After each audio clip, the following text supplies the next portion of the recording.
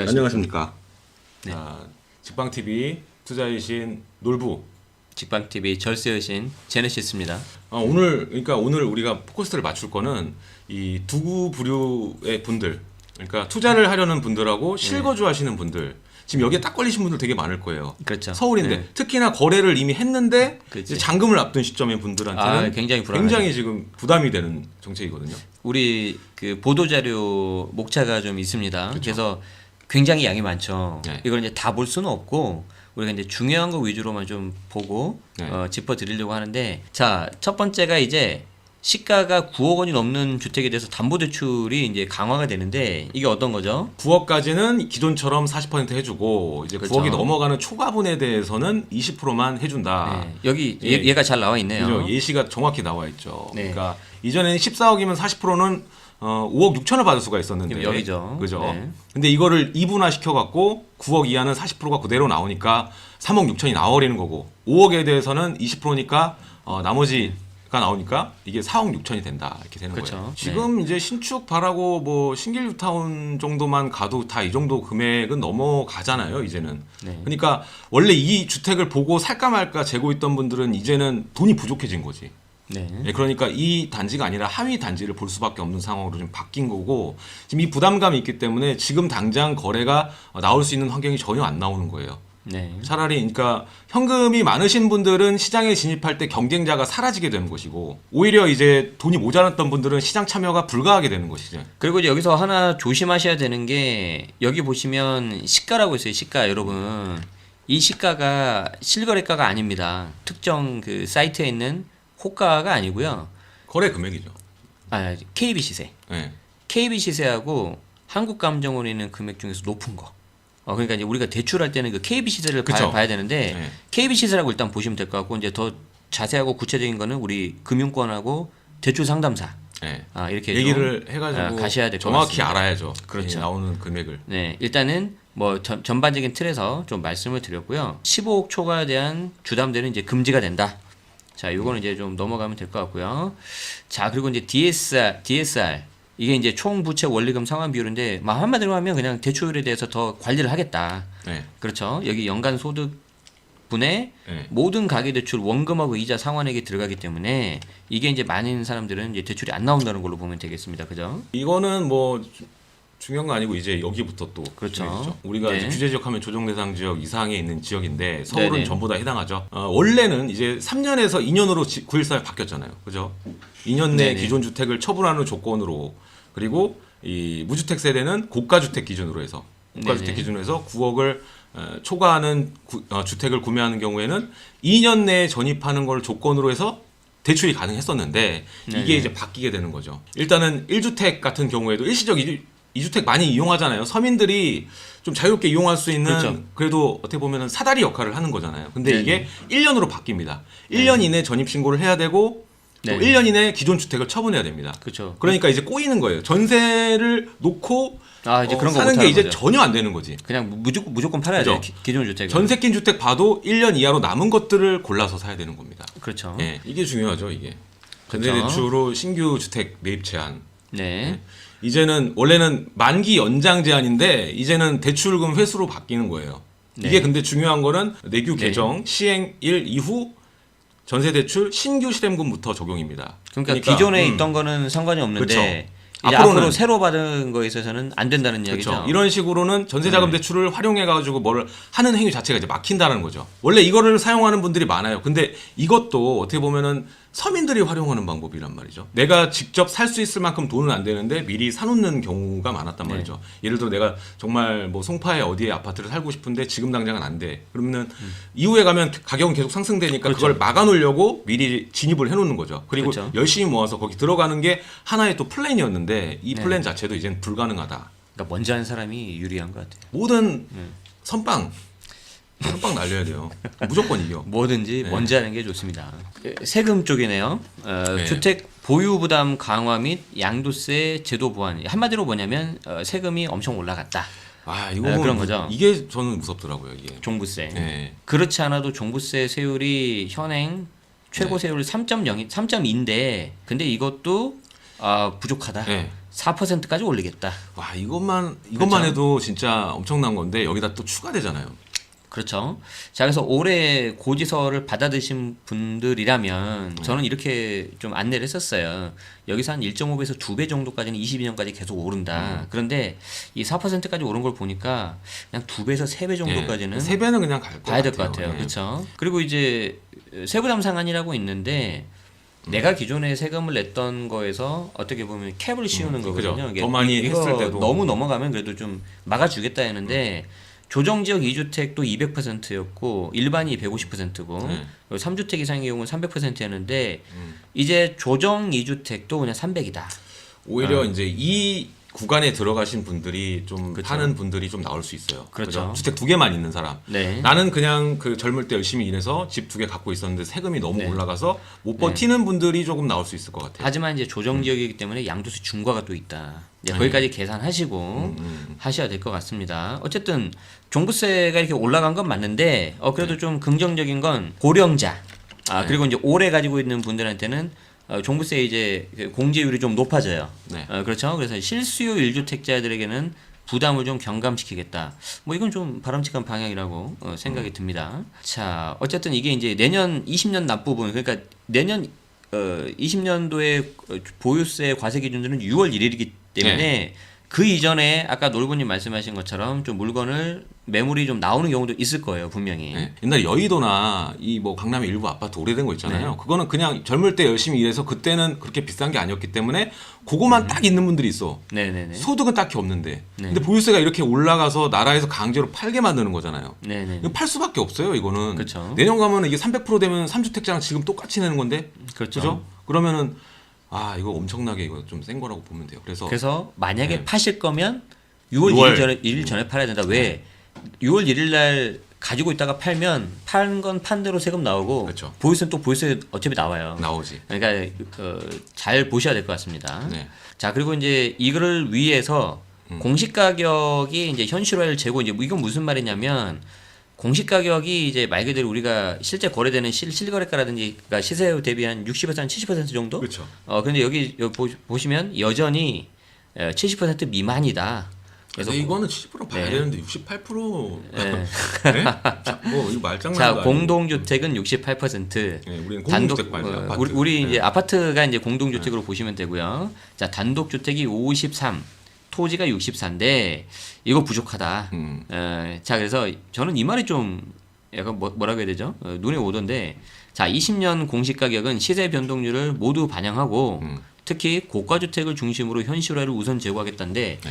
아니 고가주택과 저가주택을 똑같이 우선 제고해야 되는 거 아닙니까? 그렇죠. 형평성을 고려해야 되는데. 그렇죠. 고가주택이라고 그쵸. 뭐 무조건 올릴 필요가 있을까요? 그죠. 이 고가 주택을 가지면 올리려면 다 올려야죠. 죄인이 되는 거지. 올리려면 다 네, 올리는 게 네. 맞습니다. 거듭 말씀드리지만 일명 이 1216 대책 이게 굉장히 센 이유 중 하나가 모든 대책을 정말 다 집대성했어요. 그렇죠? 그렇죠. 여기 다 모아놨어요 지금. 저는 이번 규제를 보면서 약간 생각나는 게 이 네덜란드 소년. 네덜란드 소년. 그 그런 거죠. 강둑이 터졌을 때 예, 예, 그 예. 물이 그렇죠. 그 한 줄기여서 주먹을 막았는데 여기서 예. 나오고 여기서 나오고 하니까 예. 주먹은 2개밖에 예. 없잖아요. 네. 계속 그런 식으로 땜질하다가 네. 소년이 나중에 그쵸. 불쌍하게 되는 네. 그런 거. 그런 게 생각나요. 굉장히 그 고귀한 내용으로 제가 기억을 하는데 도덕책에서 봤을 때. 지금 고귀하지 않아요? 이 네. 전투 자체가 동심. 자, 두 번째가 이제 양도세인데, 자, 실수요자 중심의 양도세 제도 보완을 하겠다. 이 말은 무슨 말이냐면 실수요자 즉 실거주를 강화하고 양도세를 그런 방향으로 보완하겠다는 그러니까 거죠. 양도세에 대해서 조금이라도 이렇게 그 정책의 보호를 받는 사람들은 실수요자여야 된다라는 거예요. 그렇죠. 네. 그 외에는 네. 어, 그 외에 편법적으로 사용하면 안 된다. 네 글자로 하면 사정없이 걷겠다. 예. 그렇죠. 인정 사정 없다. 자, 보겠습니다. 1세대 1주택자. 자, 실거래가 9억 초과는 이제 고가 주택이라고 하는데 거주 기간과 상관없이 보유 기간 기준으로 최대 80% 장특공을 받을 수가 있었어요. 네, 그렇죠. 그런데 이게 이제 20년부터 바뀌지 않습니까? 네, 네. 자, 20년부터 이제 거주 기간을 2년 이상 거주해야 이제 장특공이 가능한데 네. 이게 또 약간 신기하게 바뀌어요. 저는 보면서 정말 감탄을 금치 못했습니다. 자, 이거는- 어떻게 바뀌냐면 음. 저는 솔직히 처음에 보고 이게 이해가 안 됐어요. 이게 약간 스탯 같은 거 같아요. 스탯. 그러니까 힘 올리고 네. 민첩 올리고 막 이런 거. 자, 그러니까 이게 보유 기간 내가 3년 하면 이제 8%씩 공제가 들어가요. 네. 근데 그 전에는 내가 보유만 3년에도 24%가 들어갔던 건데 83에 24. 자, 그런데 원래는 3년 중에서 2년 이상 거주만 해도 24가 된 거였죠. 그쵸. 그러니까 3년 보유, 그 중에 2년 거주도 24를 내가 다 가져가는 건데 그죠. 이제 그렇지 않다는 거죠. 그죠. 보유 기간에 따른 내가 4%에서 12%를 주는 거고 네. 거주를 해야 또 4%씩 해서 11을 준다는 거죠. 그러니까 전체가 보유가 3년이라면 그 3년 전체를 거주를 해야 맥스 오로지 24까지 받을 수 가져가는 있는 거죠. 거죠. 그래서 아까 네. 뭐라고요? 뭐 스텝 1, 2? 스탯. 예. 보유가 힘이고 거주가 민첩. 네. 보유와 아니 잠깐 뭐 힘과 민첩 예. 두 가지를 다 가져가야 내 뱃살이 빠지는 거네 그러면. 네, 그렇죠. 그런 거죠. 내 뱃살 어떻게 할 거야? 어차피 이게 제일 중요한 거네요. 10년 네. 이상 보유하신 분들. 네. 사실 서울의 실거주, 그러니까 실거주를 평균적으로 다 봤을 때 자가점유 하시는 분들은 다 평균적으로 10년 이상 거주를 한단 말이죠. 그렇죠. 그러니까 거의 우리가 지금 1주택자를 기준으로 봤을 때 100만 명이 넘으니까 100만 가구 정도가 되니까 100만 가구 넘으니까 그 중에서 상당수가 이거를 원래 정상적으로 받아야 되는데 만약에 보유만 했고 거주를 안 했으면은 이 중에서 상당수가 빠지게 되는 거죠. 그러면 이제 방법은 두 개죠. 내가 여기 보시면은 이제 법 개정 후 21년 1월 1일 양도분부터 적용이기 때문에 파셔라. 내년에 팔거나 아니면 어떻게 해야 돼요? 내가 거주해야 되죠. 네. 그럼 어떻게 되죠? 임차인 내 보내야죠. 그렇죠. 그러면 이제 그 임차인들은 어디로 가야 되나요? 전세, 월세. 집을 살 수가 없어요. 왜? 네. 아까 우리 보셨지만 대출이 또 안 나와요. 또 이게. 좀 그런 부분이 좀 염려가 되긴 합니다. 자, 그리고 이거 이제 좀 아까 우리 놀부님 우리 대출할 때부터도 강조드렸던 이겁니다. 자, 다시 볼게요. 조정 지역에서 일시적 2주택 가는 경우에 일명 우리 갈아타기. 그렇죠, 어떤 갈아타기. 분들은 이제 퐁당퐁당. 그렇죠. 뭐 여러 가지가 있는데 이게 뭐 이게 사실 이제 안 되는 거죠, 이제. 이게 우리 젊은 이게 안 층들, 돼요. 젊은 층들이 자산을 좀 모을 수 있는 재미를 부여하고 사실 어떻게 보면 처음 그 자산을 안착할 때 도움을 주는 역할을 하는데 이제는 아예 안 되는 거예요. 근데 사실 이게 쉽지 않은 게 이거 몸테크 해야 되거든요. 몸테크 해야죠. 이사를 좀 자주 가야 되고 그렇기 네. 때문에 정말 내가 내 한 몸 불사르겠다. 뭐 예를 들어서 애가 크기 전까진 아니면 애 다 키우고 나서 하신 분도 간혹 있어요. 좀 네. 힘드시게. 네. 그런데 이게 이제 안 된다는 거죠. 네. 자, 이게 이제 어떻게 안 되냐면 신규 1번 우리가 편의상 1번에서 2번이라고 가정을 합시다. 내가 1번에 살고 있는데 2번으로 넘어가요. 그럼 가장 기본이 1번을 사고 나서 2번을 할 때 최소 1년 텀은 있어야 돼요. 그렇죠? 이게 그 전에 사면 투기 수요란 그쵸. 본단 말이에요. 예. 매매상으로 보죠, 매매상. 그래서 이제 매매 1번에서 2번 넘어가는 건 좋은데 자, 2번을 사고 나서 3년 안에 기존에는 1번 팔았단 말이에요. 아니면 2년 안에. 근데 이제 어떻게 바뀌는 거죠? 1년 안에 팔아야 되는 거죠. 예. 그래서 1년 안에 1번을 팔아야 되는 거고 나는 또 어떻게 해야 돼요? 전입신고 무조건 살아야 1년 안에 난 또 여기를 들어가야 되는 거고. 무조건 살아야 되는 거지. 그래서 이제 1, 2, 3 법칙이 아니에요. 111 법칙이야 이제. 그쵸. 무조건 1년, 무조건 1년. 네. 자, 그래서 이렇게 되면 이제 기존 주택을 좀 이렇게 내놓으라는 거죠. 네. 그렇죠? 기존 주택을 빨리 시장에 돌게끔 하게끔 만들어주는 거죠. 그렇죠. 묶어놓는 기간을 기존에는 이제 3년이었는데 그 그렇죠. 기간을 1년까지로 최대한 단축시키는 거예요. 그러면 아까 우리 장특공 내가 거주해야 되니까 집주인이 이제 그 임차인 내보내고 내가 들어가면 그때 나와서 이제 전세나 월세를 찾으신 분들이 이런 물건을 좀 찾으면 좋은데 이게 좀 뭐가 좀 비슷하게 좀 돼서 서로 맞물려 가지고 좀 잘 돌으면 좋겠는데 이게 이제 정부가 바라는 것일 테고요. 그렇죠? 네, 그렇죠. 자, 근데 한번 그건 어떻게 될지는 좀 시장이 어떻게 될지 좀 지켜봐야 될 것 같은데 왜 저는 걱정이 앞설까요? 일단은 이게 좀 약간 저는 전체적으로 봤을 때는 시장에 수요자들이 원하는 만큼 물량이 절대 나오기 어렵다고 좀 봅니다. 자, 그래서 정부도 이거는 뭐 내년 뭐 상반기가 뭐 그런 게 아니고요. 바로 다음 날 지금 라이브 방송을 하고 있는 오늘부터입니다. 오늘부터. 네. 그러니까 1번은 상관이 없고요. 2번 주택을 내가 오늘 취득했다. 근데 둘 다 조정 대상 지역이다. 그러면 바로 좀 적용돼서 1년 안에 네. 파시합니다. 자, 다만 대책 발표 전에 매매 계약을 체결하고 2번 주택에 대해서 계약금까지 지불을 했다. 그러면은 종종 규정, 즉 2년 또는 3년. 그렇죠. 이렇게 보시면 네. 되겠습니다. 다음 거 자, 보시죠. 다음 거 보시죠. 자, 등록 임대주택에 대해서 양도세 비과세 받는 데 있어서 이제 거주를 안 해도 이게 이제 뭐냐면 그거죠. 내가 거주를 도저히 못하는 상황인데 정말 마지막으로 쓸 수 있는 방법이 이 방법이었거든요. 유일한 방법이었죠. 유일한 4년짜리 민간임대 등록을 하고 네. 그 해당 주택 하나만 있는 경우에 내가 거주를 안 해도 비과세를 받을 수가 있는데 일명 어떤 분은 속칭 이건 치트키다. 이거는 절세 치트키다. 야 이거 너무한 거 아니냐 그랬는데 이제 이게 안 됩니다. 막혔어요. 이게 이제 막혔고요. 여기서 이제 중요한 게 뭐냐면 적용 시기. 예, 바로 자, 대책 오늘부터 안 되는 그렇죠. 거예요. 오늘부터 임대 등록하는 주택에 대해서. 예. 자, 그러니까 이것도 역시 그 전에 등록한 거는 또 돼요. 네. 그러니까 아까도 먼저 하는 사람이 네. 위너라고 그렇죠. 말씀드렸습니다. 이게 소급 적용 자체가 어려운 것들이니까. 그렇죠. 네. 자, 그다음 아마 이거 많이들 놀라셨을 텐데 다주택자 양도세 중과 적용할 때 주택수에 분양권이 포함이 됩니다. 네. 이게 아. 이게 조금 그래요. 분양권이 포함이 된다는 것은 다 맞겠다는 거죠. 뭔가 수를 늘린다는 것 자체에. 아, 그렇죠. 예, 분양권도 미래 주택이다 보니까 이것도 주택에 포함시켜서 시장에 이 물건들이 조금 더 네. 예, 매수세를 꺾어가지고 실수요자한테 풀리게끔 한다는 게 전략 같긴 해요. 이게 꼭 필요한 사람들만 분양권을 가져라라고 하는 것 같긴 해요. 다만 여러분들이 이제 조금 구분하셔야 되는 게 여기 보시면 아시겠지만 양도세 중과 적용할 때 그쵸. 주택수에 분양권이 들어가는 거고 네. 다주택자 여부 판단에는 주택수에 미포함이에요. 그러니까 무슨 말이냐면 내가 조정 대상 지역에 있는 물건을 팔면서 팔 때, 중과가 됐을 때 분양권이 하나 두 개 있어버리면 이제 그것 때문에 중과가 2주택 중과 3주택 중과가 되는데 안 팔 거면은 뭐 예를 들어서 이제 분양권이 한 두세 개 있고 네. 주택이 하나 있다. 이 경우에는 계속 비과세는 되는 거죠. 그 주택이. 네. 그 다주택자 여부 판단 시에는 주택수에 미포함이니까. 그쵸. 그래서 요거는 좀 네. 조심하시면 되고 그래도 좀 뭔가 처분해야 되는 시간이 필요하기 때문에 얘는 21년 1월 1일 이후 양도분부터 적용이다. 그렇죠. 그래서 요거 또 구분해서 내일 알아두시면 후년. 되겠고요. 네. 2년 미만 보유 주택에 대해서 양도세율을 인상. 저는 이걸 이렇게 생각을 해요. 이제 무슨 말이냐면 뭐 상가, 토지, 뭐 분양권 이런 것들은 1년 미만이면 50%, 1년에서 2년이면 40%, 2년 이상이면 기본세율 6에서 42%였는데 주택만 예외였단 말이에요. 예, 주택만 10%포인트 낮고 그쵸. 1년 이상일 경우에는 그렇죠. 기본세율로 바로 갔기 때문에 근데 이제 이게 되게 많이 사람들이 헷갈려해. 음. 그래서 제가 봤을 때 여러분들 헷갈리지 말고 내가 봤을 때 붙여준 것 같아 정부가. 되게 배려가 많아요. 예.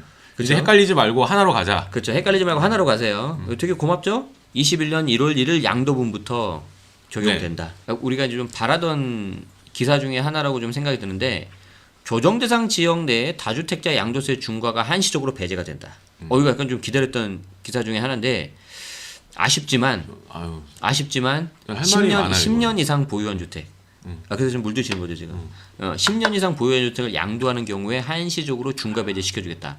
저는 일단은 이게 그 한시적 배제를 하려면 시원하게 하지. 우리 처음에 분양가 상한제 마냥 그렇죠. 지금 조금만 한단 말이에요. 지금 간을 보듯이 또 잽을 날리는데 지금 중요한 게 뭐냐면 이 지경이 물건이 없고 이 주요 입지에 물건이 없는 이 지경이 온 거는 사실 임대사업자 때문이에요. 임대사업자. 네. 임대사업자에 등록한 게 2017년, 18년만 해도 10만 채가 묶였어요. 10만 채 이상이. 네네. 그리고 19년까지 오면서 거의 이 임대사업자 등록 이래에 거의 절반에 가까운 수치가 이번에 나왔단 말이죠. 전부 다. 네. 예. 8일 대책 이후부터. 그죠? 네. 그럼 이것들이 단기적으로 이 물건을 감싸는데 수치를 줄이는데 가장 큰 요인이 됐었는데 지금 기존에 이 10년 이상 이고 2년 이상 보유하고 이게 10년 이상 보유하신 분들 이런 분들 거만 시장에 나오는 걸 기대한다? 그럼 저는 사실 이렇게 나올 없죠. 수 있는 거는 거의 없다고 봐요. 네. 대부분 다 실거주 자가주택인 거일 테고요. 만약에 아까 분상제처럼 만약에 그냥 좀 분위기를 보고 나중에 좀 지나서 범위를 확대한다. 지금 똑같잖아요. 지금 처음부터 그럼 그렇게 할 것이지. 자 그런데 그때 되게 조심해야 되는 게 있어요. 설령 그런 주택이라고 했을 때 내가 만약에 임대주택으로 등록한 물건이다. 그러면 과태료가 3천만 원 나와요. 그렇죠. 그러니까 이거 함부로 또 파시면 또 안 돼요. 그렇죠. 이거는 그게 안 되죠. 그러니까 지금 어떻게 예. 보면은 제가 말하는 건 뭐냐면 지금 잘못된 건 사람 잘못한 거는 사과하고 어떻게 용서를 빌면 그쵸. 해결될 수가 있잖아요. 그러니까 지금까지 줬던 그러한 그 혜택을 철회함과 동시에 또다시 의무기간이라든가 이러한 페널티도 같이 축소를 시켜주는 방향으로 아마 한꺼번에 안 될 네. 것 같습니다. 그렇게 원래 해야 저는 완전 맞아요. 시장이 정리가 된다고 봐요. 맞아요. 깔끔하게. 그리고 이것도 오늘부터 적용이 되고 내년 6월 말까지예요. 그러니까 기간을 좀 짧게 두는 거죠. 마치 네. 이거랑 비슷한 거죠. 고객님 지금 마감 직전입니다. 지금 빨리 네. 사셔야 됩니다. 홈쇼핑에서 하셔야 이거 기억나지 않아요? 한시적. 네, 그렇죠. 언제까지 집을 좀 파시라. 그렇죠. 이거 똑같아요 지금. 아까 말했던 그 정말 소득이 없는데 종부세 못 견디시는 분들은 시장에 분명히 내놓을 겁니다. 아까 네네네. 보면 2주택자 이제 상한이 300%로 올라가기 때문에 그런 분들 일단은 고가 주택 가진 분 중에서 그런 분들 꽤 있어요 생각보다. 네. 그런 분들이 시장에 출애하는 물건이 어느 정도는 있을 것이다. 네, 오케이. 자 여기까지 봤고요. 이제 뒤에는 분양가 상한제 적용적 그리고 이제 확대. 뭐 이제 확대하는 거라든지 뭐 이렇게 공정거래 질서, 자금 조달 기술 이런 것들이기 때문에 일단 여기까지 좀 내용을 네. 보고요.